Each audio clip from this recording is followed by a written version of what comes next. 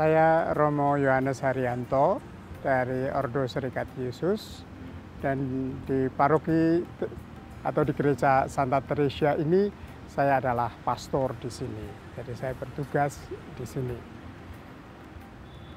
Selamat datang di Gereja Santa Teresia. Yang bisa kita ketahui dari Santa Teresia adalah pada tahun 1910, pemerintah Hindia Belanda ketika itu, khususnya pemerintah Kota Jakarta, mulai membuka menteng sebagai perumahan yang menghubungkan antara kota atau sekitar istana juga sekarang dengan Jatinegara. Ketika itu, warga Katolik yang tinggal di Menteng harus pergi ke gereja katedral. Maka mereka melihat bahwa mengapa mereka tidak punya gereja sendiri.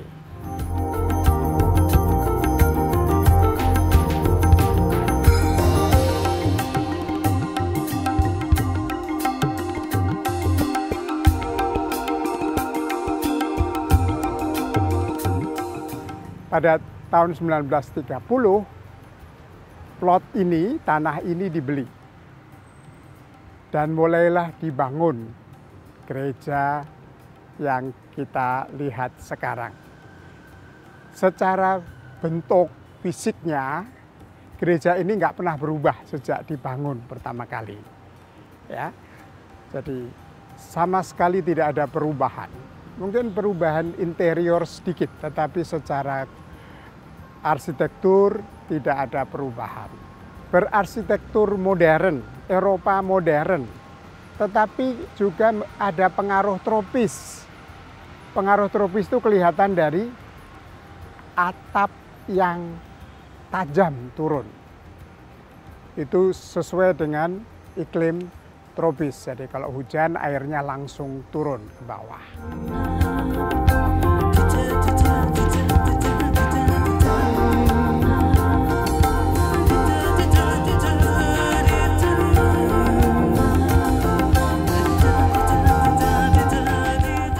Kekasan dari arsitektur umum pada awal abad 20 adalah bahwa dimungkinkan suatu ruang terbuka yang tanpa tiang di tengah.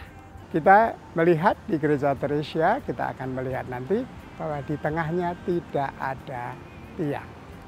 Kemudian juga plafon mengikuti bentuk atap yang runcing tadi. Ya, kalau kita di dalam pun kita akan melihat bahwa plafonnya juga ikut naik ke atas. Ya, dan itu dianggap lebih baik dari segi sirkulasi udara.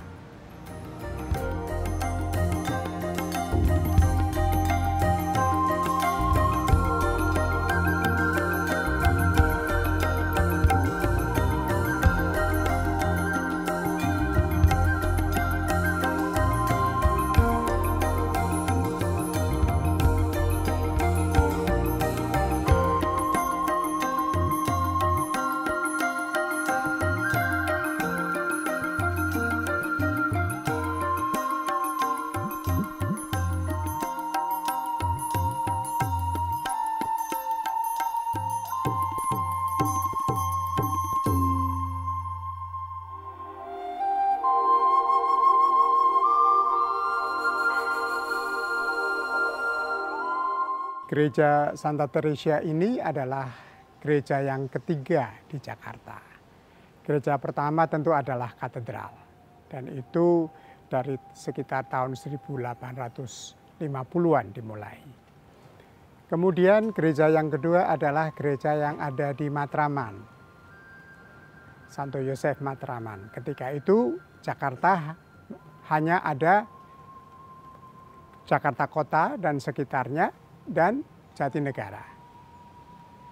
Ketika menteng dibuka, lalu seperti saya tadi katakan bahwa ada kebutuhan untuk membangun gereja yang baru. Maka dibangunlah Gereja Santa Teresia ini sebagai gereja ketiga di Jakarta.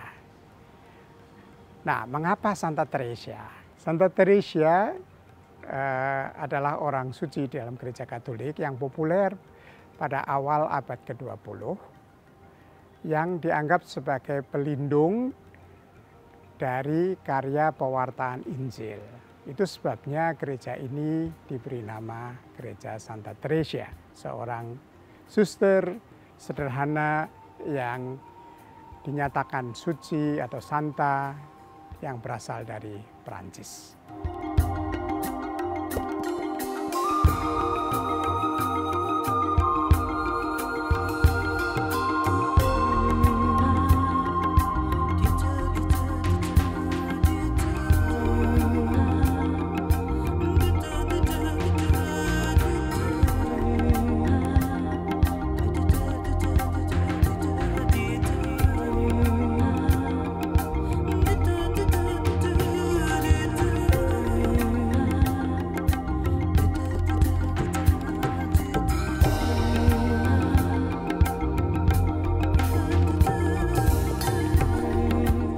Bagian dari pelayanan gereja yang sangat lazim untuk gereja Katolik adalah adanya tempat berdoa, khususnya untuk menghormati Bunda Maria seperti ada di tempat ini.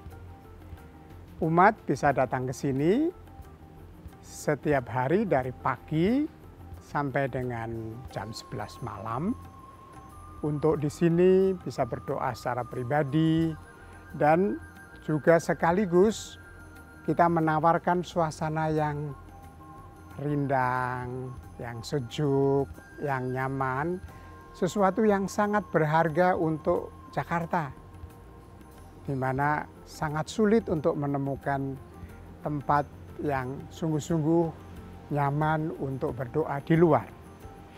Itulah sebabnya juga berbagai macam tanaman tersedia di sini, sekaligus juga bagian dari membantu orang, menyadarkan orang akan perlunya menanam pohon, menjaga lingkungan, dan sebagainya.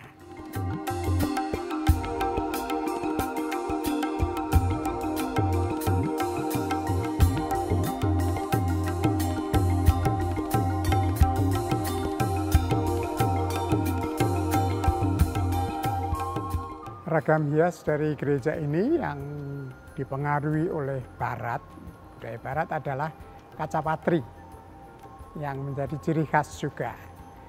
Kalau kita datang dari arah gerbang pintu utama, di atas pintu utama itu atau juga kiri kanan bagian atas yang bulat besar itu disebut roset. Roset adalah bentuk bunga mawar. Dan juga di bagian depan ada bunga mawar yang lebih kecil di bawah lingkaran. Ada tulisan STTH, Santa Teresia. Ya. Santa Teresia selalu disimbolkan dengan bunga mawar. Itu salah satu alasannya. Lalu di sebelah kiri, kalau kita masuk dari pintu utama, ada pintu sebelah kiri yang disebut pintu Santa Maria. Sama juga dengan roset yang besar, lalu ada tulisan S dan M, Santa Maria. Di sebelah kanan juga dengan roset yang besar, tapi di bawahnya ada tulisan SJ, Serikat Yesus. Itu ya, adalah romo-romo yang bekerja di tempat ini sampai sekarang, dari awal gereja ini.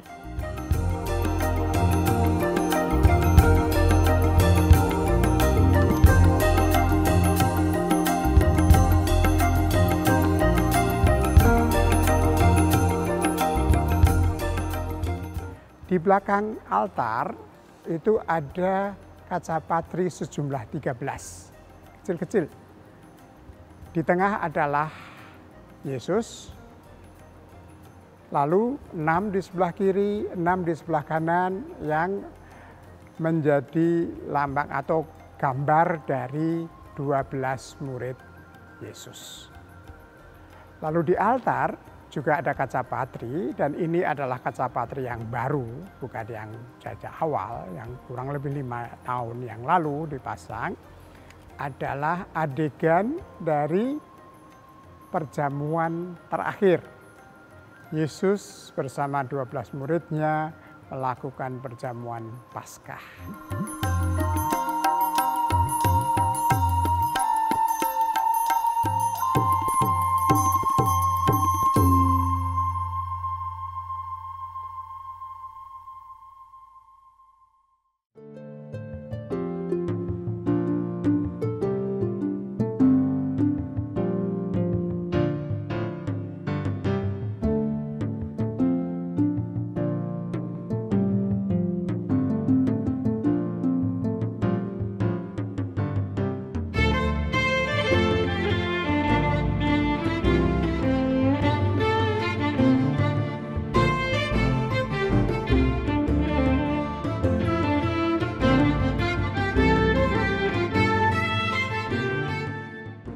Di setiap gereja Katolik, pusat dari suatu gereja adalah yang disebut altar atau meja perjamuan, di mana di belakang altar itu imam menghadap umat dan memimpin perayaan Ekaristi. Ya, maka ini adalah pusatnya. Lalu di belakangnya biasanya ada salib dan ada yang disebut tabernakel. Tabernakel itu lemari kecil di belakang altar yang biasanya dipakai untuk menyimpan roti atau hosti yang sudah diberkati.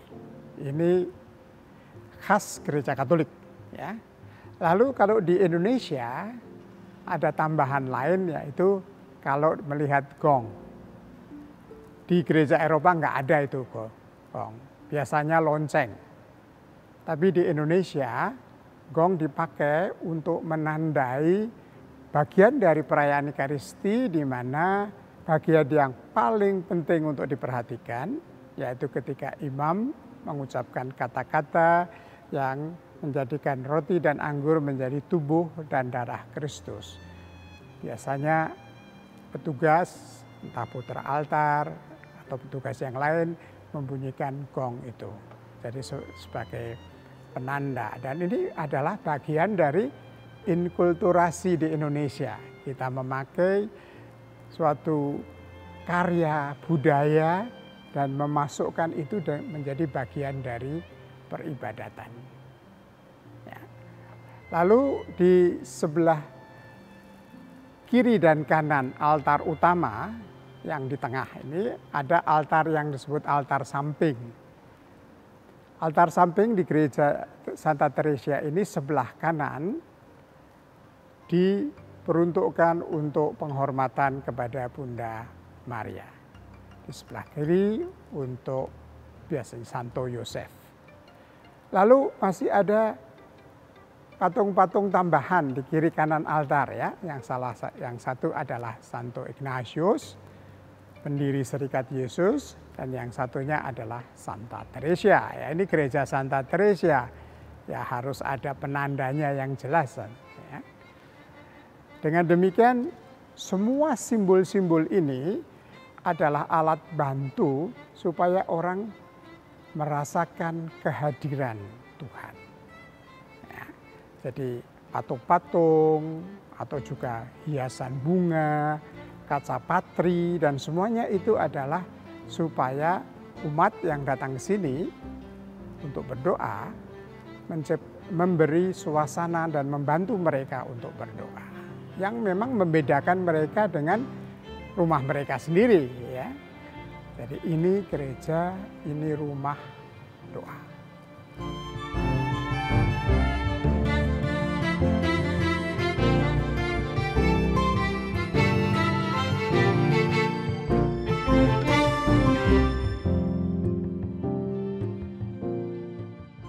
Yang khas juga adalah salib. Salibnya nggak lurus, ya. Salibnya agak melengkung begitu, ya.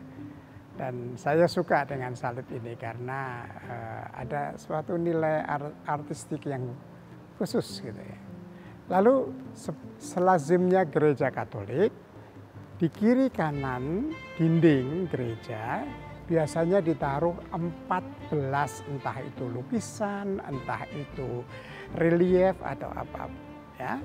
Di Gereja Santa Teresia ini ada 14 lukisan yang mencerminkan yang disebut jalan salib.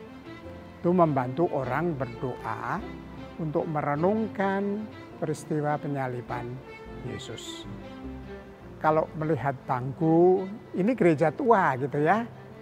Jadi memang bangkunya juga memberi kesan tua itu. Dan bangku ini memang asli. Belum pernah diganti kecuali rotannya. Setiap kali rotannya jebol, lalu harus diganti. Dan sekarang makin sulit untuk mengganti rotan ini. Karena pertama bahan rotannya sendiri juga tidak gampang. Kedua adalah yang mampu memasang rotan itu sendiri juga makin sedikit orang yang bisa. Ya. Tetapi sebetulnya pemakaian rotan ini memang sebetulnya lebih nyaman. Karena ventilasinya juga lebih baik.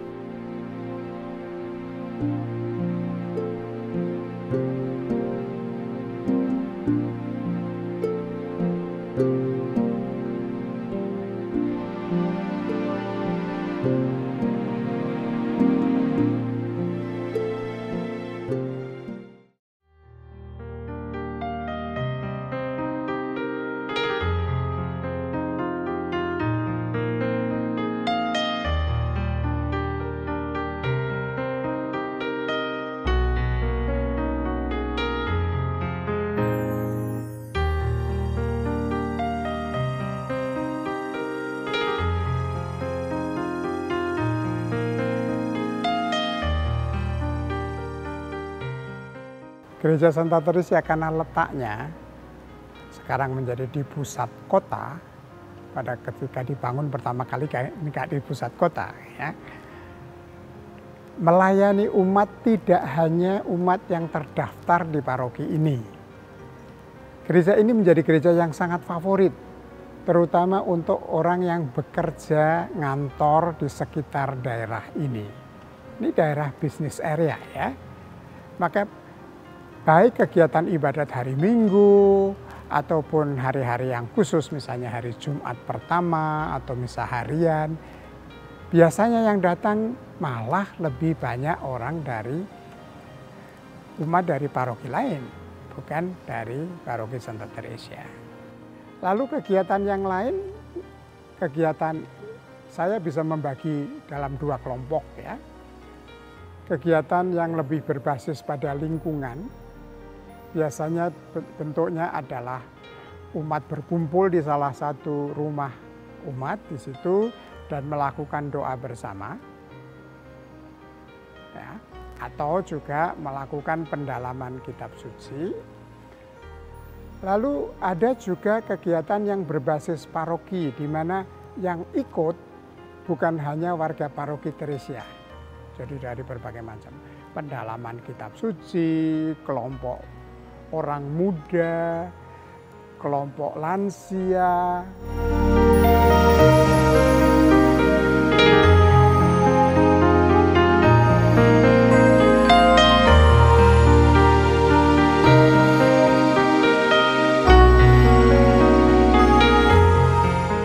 Gereja Teresia ini mempunyai wilayah yang kurang lebih mempunyai 2 karakter yang berbeda. Yang kita sebut, yang membatasi adalah Tamrin, sisi Menteng dan sisi Tanah Abang. Dari situ aja kita sudah tahu tingkat sosialnya juga berbeda. Ya. Maka kalau gereja Teresia ada di Menteng pasti gerejanya orang kaya, ada yang kaya ya. Tetapi kalau kita bicara mengenai Tanah Abang, terutama di kampung-kampungnya, ya kita nggak bisa bicara mengenai orang kaya. Jadi kita melayani masyarakat yang sifatnya secara sosial baik yang sederhana maupun yang mampu.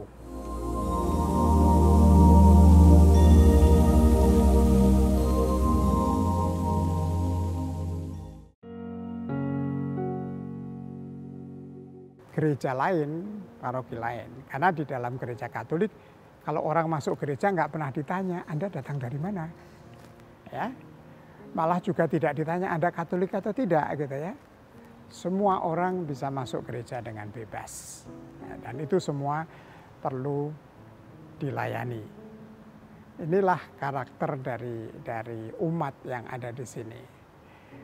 Jadi tidak satu warna. Lalu pelayanan kita dalam bahasa Indonesia, tapi juga diselenggarakan juga dalam bahasa Inggris. Nah, bahasa Inggris ini diperuntukkan untuk orang asing yang tinggal di Jakarta.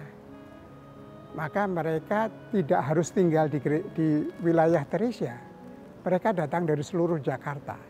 Di setiap paroki ada yang disebut Dewan Paroki. Dan Dewan Paroki dipimpin oleh pastor paroki dan beranggotakan warga pengurus Dewan Paroki yang datang dari umat.